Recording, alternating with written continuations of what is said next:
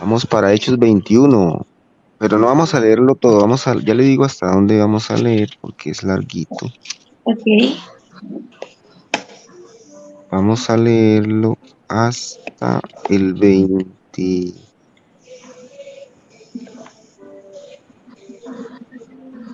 hasta el 26. Ok. Y vamos a leer la palabra de Dios en el nombre del Padre, del Hijo y del Espíritu Santo. Amén. Amén. Dice, viaje de Pablo a Jerusalén. Después de separarnos de ellos, zarpamos y fuimos con rumbo directo a Cos, y al día siguiente a Rodas, y de allí a Pátara. Y hallando un barco que pasaba a Fenicia, nos embarcamos y zarpamos. Al avistar Chipre, dejando la mano izquierda, navegamos a Siria y arribamos a Tiro, porque el barco había de descargar allí. Y hallados los discípulos, nos quedamos allí 7 días. Y ellos decían a Pablo por el Espíritu que no subiese a Jerusalén. Cumplidos aquellos días, salimos acompañándonos todos con sus mujeres e hijos hasta fuera de la ciudad. Y puestos de rodillas en la playa, oramos. Y abrazándonos los unos a los otros, subimos al barco y ellos se volvieron a su casa. Y nosotros completamos la navegación saliendo de Tiro y arribando a Tolemaida. Y habiendo saludado a los hermanos, nos quedamos con ellos un día. Al otro día, saliendo Pablo y los que con él estábamos, fuimos a Cesarea. Y entregando en casa de Felipe, el evangelista, que era uno de los 7, posamos con él. Este tenía 4 hijas doncellas que profetizaban. Y permaneciendo nosotros allí algunos días, descendió de Judea un profeta llamado Ágabo. Y en viniendo a vernos, tomó el cinto de Pablo y atándose los pies y las manos dijo, esto dice el Espíritu Santo, así atarán los judíos en Jerusalén al varón a quien es este cinto y le entregará en manos de los gentiles. Al oír esto, le rogamos nosotros y los que de aquel lugar que no subiese a Jerusalén. Entonces Pablo respondió, ¿qué hacéis llorando y quebrantándose el corazón? Porque yo estoy dispuesto no solo a ser atado, mas aún a morir en Jerusalén por el nombre del Señor Jesús. Y como no lo pudimos persuadir, desistimos diciéndose, hágase la voluntad del Señor. Después de estos días hechos, ya los preparativos, subimos a Jerusalén. Y vinieron también con nosotros de Cesarea algunos de los discípulos, trayendo consigo a uno llamado Mnasón de Chipre, discípulo antiguo con quien hospedaríamos. Arresto de Pablo en el templo. Cuando llegamos a Jerusalén, los hermanos nos recibieron con gozo. Y al día siguiente, Pablo entró con nosotros a ver a Jacobo, y se hallaban reunidos todos los ancianos, a los cuales, después de haberles saludados, les contó una por una las cosas que Dios había hecho entre los gentiles por su ministerio. Cuando ellos lo oyeron, glorificaron a Dios y le dijeron, ya ves, hermano, cuántos millares de judíos hay que han creído y todos son celosos por la ley. Pero se les ha informado en cuanto a ti, que enseñas a todos los judíos que están entre los gentiles a apostatar de Moisés diciéndoles que no circunciden a sus hijos ni observen las costumbres. ¿Qué hay pues? La multitud se reunirá de cierto, porque oirán que has venido. Haz pues esto que te decimos. Hay entre nosotros 4 hombres que tienen obligación de cumplir voto.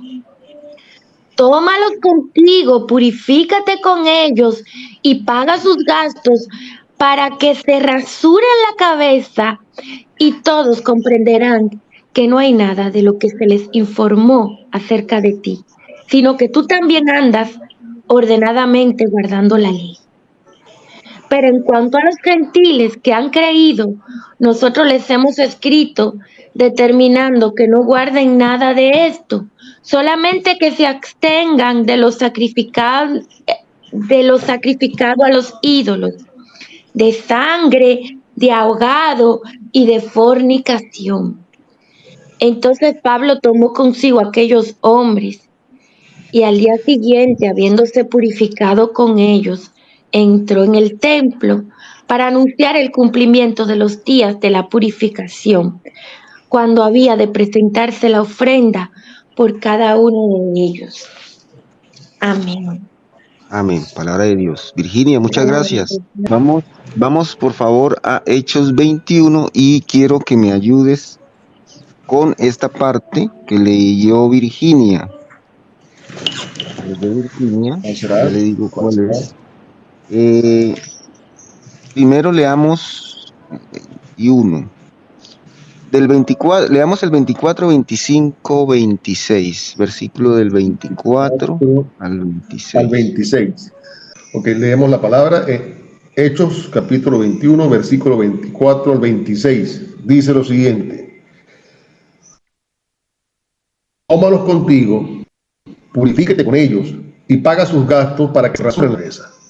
Y todos comprenderán que no hay nada de lo que se les informó acerca de ti, sino que tú también andas ordenadamente guardando. Pero en cuanto a los gentiles que han creído, nosotros les hemos escrito determinado que no guarden nada de esto, solamente que se abstengan de lo sacrificado a los oídos, de sangre, de ahogado y de fornicación. Entonces Pablo tomó consigo a aquellos hombres y al día siguiente, habiéndose purificado con ellos, entró en el templo para anunciar el cumplimiento de los días de la purificación, cuando había de presentarse las ofrendas por cada uno de ellos. Palabra de Dios. Así es. Entonces, ¿qué nos dicen aquí? El guardar la ley, tanto de los judíos como para los griegos o los gentiles. Guardar la ley. Pablo era judío, ¿cierto? Pablo era judío, era discípulo, era apóstol, pero judío. Entonces, como él era judío, ya tenía esas costumbres arraigadas, esas rituales, esas leyes muy claras en su vida. Le decían los compañeros que perfectamente, él como es hombre judío, pues él cumplía la Torá, cumplía las leyes mosaicas y todos los rituales que con ello conlleva. Él como judío lo hacía, pero a los gentiles no los obligaba, ¿cierto? Pero en cuanto a los gentiles que han creído, nosotros les escribimos determinando que no guarden nada de esto, solamente que se abstengan de los sacrificios a los ídolos, de sangre y de ahogado y de fornicación, ¿sí? Entonces nosotros como gentiles no somos judíos, hay que tener eso claro, no somos judíos, por lo tanto nosotros no debemos guardar estas costumbres y rituales. En este caso tenían el día de la purificación, el cumplimiento de los días de la purificación. Entonces Pablo acompañó a aquellos judíos, se rasuró la cabeza para guardar esta costumbre, guardar esta ley de la purificación que tenían ellos como judíos. Pero él decía aquí, nos dice que no debíamos los gentiles hacer esto, sino que nos abstengamos de la idolatría, de la fornicación, de todo pecado que nosotros no nos lleve a encontrarnos con Dios. Eso está muy claro aquí en este momento que estamos estudiando. ¿Qué es la ley? ¿Qué es la ley para nosotros? ¿Qué es la ley para los gentiles? La ley para nosotros no nos condena. Ya la ley no nos condena porque Cristo murió por nosotros, pero la ley nos permite guardarnos, ¿sí? Guardarnos de todo mal, ¿sí? Nos permite vivificar nuestras vidas. ¿Sí? Ya la ley no es para condenación de nosotros, pero debemos guardar la ley como algo que nos guarda en la vida, ¿cierto? Nos enseña, nos forma, la ley nos forma y nos protege de muchas cosas, porque el no matarás, el no robarás, el no dirás falsos testimonios y mentiras, eso es para bien de nosotros, nos va a vivificar, nos va a guardar, nos va a proteger, porque la ley está hecha para proteger allí al pueblo de Israel, al pueblo de Dios. Nosotros somos pueblo de Dios anexado, injerto, adoptados a ese pueblo. Entonces, no podemos decir que la ley nos condena, no vamos a decir eso. Perdón, no vamos a tener eso en cuenta, como que la ley es algo para que nos condene, porque nosotros somos salvos en Cristo, pero sí debemos tenerla en cuenta y guardarla para tener una vida abundante, porque esa es la promesa que Dios nos ha dado. Vamos a llamar a Estela, quedamos con un tiempito para poder alimentar la parte de la dimensión psicológica, saber qué debemos hacer para poder tener esa comunión con Dios en la parte de los pensamientos, en la voluntad, en los sentimientos. ¿Cómo podemos nosotros mejorar en el aspecto del dominio propio para poder buscar a Dios? Estelita, ¿estás por ahí? Estela, ¿estás por allí? Sí, buenos días. Buenos días, ¿cómo estás? Muy bien. Bueno, Estelita, esa es la pregunta que tenemos para ti. ¿Cómo podemos nosotros? Buenos días, Hernán. Buenos días a todos. Sí, te escuché, Elkin. Cuéntame. Bueno, ¿cómo podemos hacer, no, para centrarnos en la oración? Realmente siempre que acudimos al Señor es cuando estamos perturbados, ¿no? Por nuestras propias emociones, por situaciones que estamos viviendo. Entonces, claro, si lo hacemos de ese estado de agitación del ser, ¿no? Lo que tú decías, ¿no? Cuando el alma está contaminada por las emociones, los pensamientos. Si bien Dios siempre nos escucha hasta los momentos más difíciles, para poder tener un buen diálogo con Él hay que construir las condiciones necesarias. Y es aquietar justamente todo eso que perturba, ¿no? Esa comunión con Él. Y para esto, bueno, ¿cómo centrarme en la oración? Bueno, hay que construir esas condiciones, ¿no? Primero hay que tener la intención de querer orar. Y luego la atención. Primero la intención. Sí, hay que tener intención. Sí. Y luego la atención. Y luego la atención. La oración es un diálogo entre nosotros con Dios, ¿no? Y a través de este diálogo nosotros glorificamos, nos comunicamos con Él, ¿no? Y alabamos. Y esta es el ser humano, de esta forma, lo que nosotros conseguimos es beneficiarnos espiritualmente, ¿no? Recibiendo el amor del Señor. A través de la comunión con Jesucristo y del Espíritu Santo. Entonces hay que, primero la intención, y luego, como bien dice Isaías versículo 26, Isaías 26, versículo 20, ¿no? ¿Lo puedes mirar, Hernán, ya que tú me puedes ayudar aquí? Claro, con gusto, déjame buscarlo. Isaías 20, 26, me dice, ¿no? 26, versículo 20. Ya lo tengo, Estela. Isaías 26, versículo 20. Dice Isaías 26, versículo 20. Anda, pueblo mío, entra en tus aposentos, cierra tras ti tus puertas, escóndete un poquito por un momento, en tanto que pasa la indignación.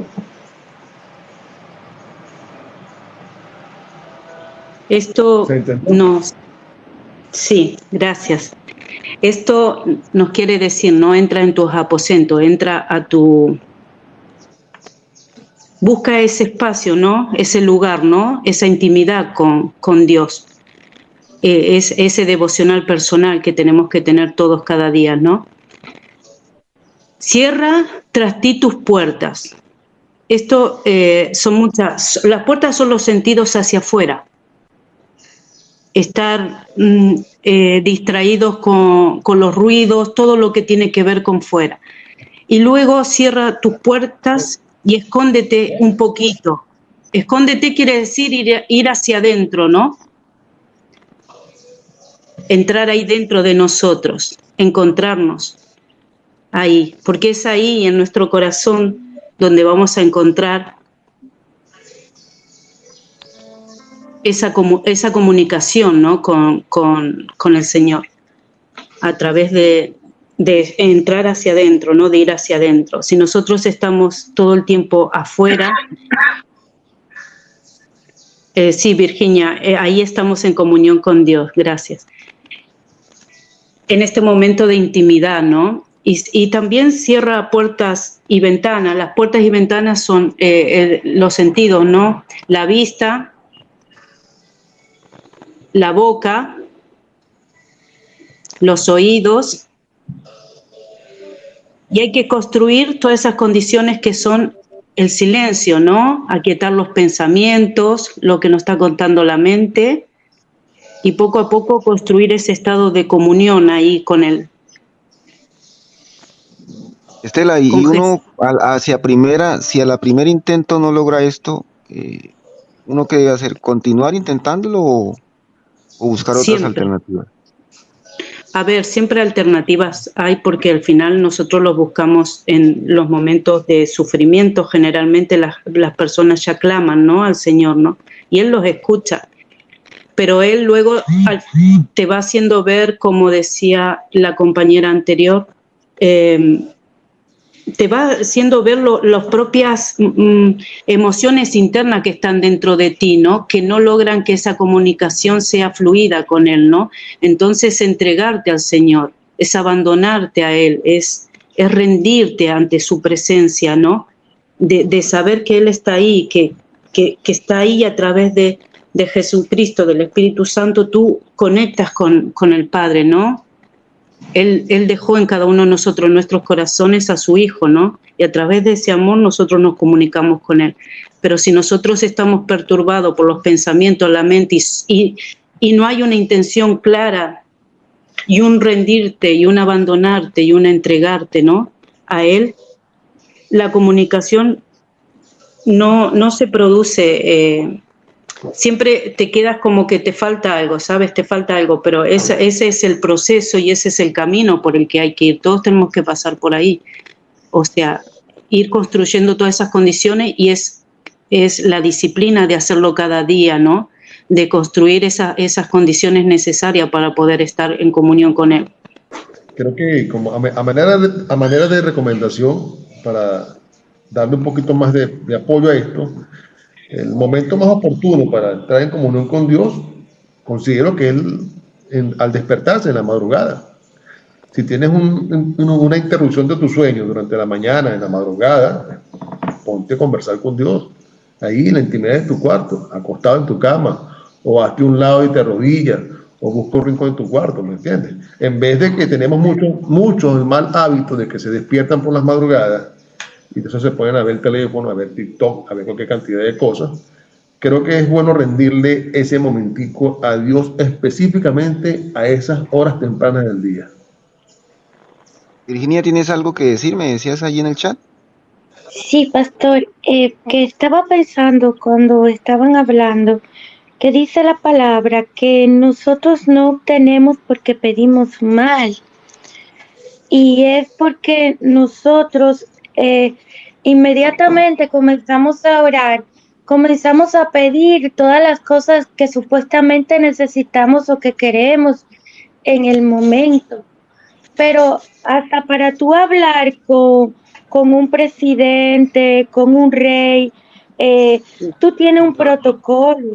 Nosotros primero le saludamos, nosotros usamos el protocolo adecuado y luego comenzamos a hablar el asunto que tenemos que transmitir. Nosotros tenemos que hacerlo con la adoración, rendiendo a nuestro Dios y pedirle que las palabras que nosotros usemos y lo que le pidamos sea su voluntad. Porque muchas veces nosotros creemos que la oración es como un intercambio de intereses y es hablar con Dios, no es un intercambio de lo que yo voy a obtener hablando contigo.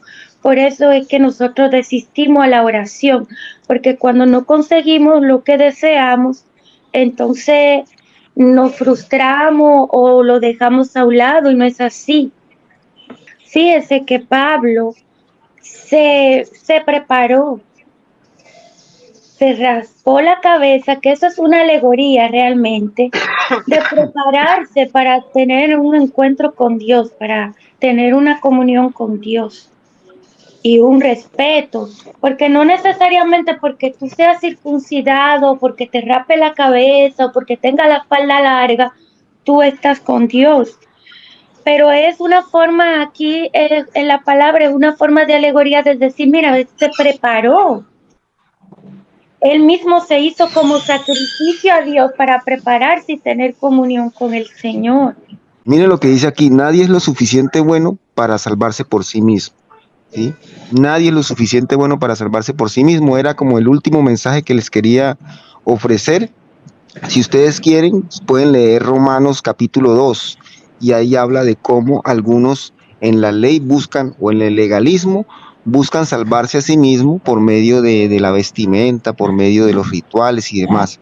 Pero nosotros sabemos que alguien nos salvó en la cruz y que no fuimos nosotros mismos quienes nos salvamos, ¿cierto? Entonces, esto es muy claro para que lo estudien, si así lo desean. Romanos 2, ese capítulo es muy bueno para que podamos entender lo de la ley y por qué nosotros somos salvos por gracia. Habla también de la circuncisión. ¿Cuál es la verdadera circuncisión? Es la circuncisión del corazón, la circuncisión de nuestras vidas, donde quitamos todo lo impuro y nos presentamos delante de Dios agradable a Él. Y entonces en este caso lo que nos enseña es que el legalismo no tiene fundamento en esa parte, ¿no? Entonces, si pueden leer ustedes Romanos 2 y lo hagan ese estudio juiciosos para que entendamos lo de la ley. Vamos a orar para terminar. Padre de los cielos, si usted es nuevo o si usted quiere confirmar su fe, vamos a decirle al Señor, Señor Jesucristo, repita conmigo, Señor Jesucristo, yo te necesito. Reconozco que moriste por mí en la cruz. Te pido que entres en mi vida y en mi corazón y que hagas de mí esa persona que tú quieres que yo sea.